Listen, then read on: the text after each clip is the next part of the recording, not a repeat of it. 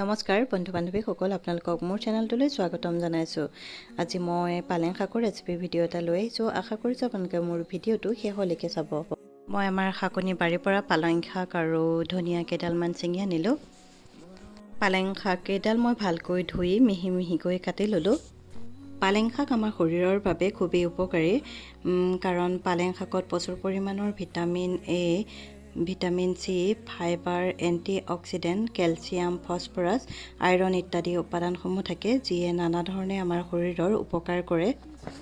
পালেং শাকখিনি কাটি হোৱাত ইয়াত মই ধনিয়া অলপমানো কাটি দিলোঁ। পালেং শাকৰ বহুতো ঔষধি গুণ আছে, সেইবাবে আমি পালেং শাক খাব লাগে। কিন্তু কণ কণ ল'ৰা ছোৱালীবোৰে শাক খাবলৈ খুবেই বেয়া পায়, নহয়নে বাৰু? আপোনালোকে যদি ইচ্ছা কৰে এনেধৰণৰ এটা ৰেচিপি বনাই শিশুসকলক দিব পাৰে, তেওঁলোকে খুবেই ভাল পাব। তাৰপিছত ইয়াত মই কেঁচা জলকীয়া দুটা কাটি দিলোঁ আৰু পিঁয়াজ এটাও সৰুকৈ কাটি দি দিছোঁ আৰু নিমখ হালধি আন্দাজমতে দি অলপ বেচন দি দিলোঁ। দি পেলাই মই ইয়াৰে এটা ডো বনাই ল'লোঁ। ডোটোত বহুত বেছি পানী দিব নালাগে, কাৰণ পালেং শাকত প্ৰচুৰ পৰিমাণে পানী থাকে, অলপ পানী দিলেই হয়। ডোটো বনোৱা হৈ গ'ল। ঘিলা পিঠা আকৃতিত মই এইখিনি বনাই ল'লোঁ। পিছত কেৰাহী এখন গেছত উঠাই দিলোঁ আৰু গৰম হোৱাৰ লগে লগে তাত অলপ মই মিঠাতেল দিলোঁ। দি এইখিনি ধুনীয়াকৈ ভাজি ল'লোঁ। এনেদৰে বনোৱা পালেং শাকৰ পকোৰা ভাতৰ লগতো খাব পাৰি আৰু ইচ্ছা কৰিলে চাহৰ লগতো খাব পাৰি। এয়া দেখিছে, পালেং শাকৰ পকোৰা বনোৱা মোৰ হৈ গ'ল।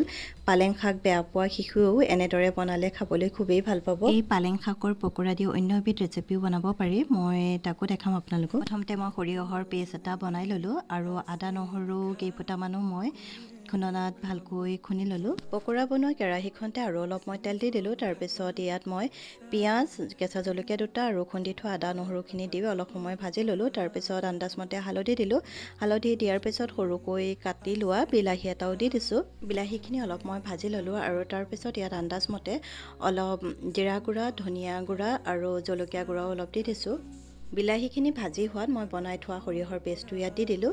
দি দিয়াৰ পিছত ইয়াত মই আন্দাজমতে নিমখ দিলোঁ। দিয়াৰ পিছত এইখিনিও ভাজি ল'লোঁ ভালকৈ। ভাজি হোৱাৰ লগে লগে ইয়াত মই উতলা পানী দি দিলোঁ। পানী বহুত বেছি দিব নালাগে, আন্দাজমতে অলপ দিলেই হ'ল।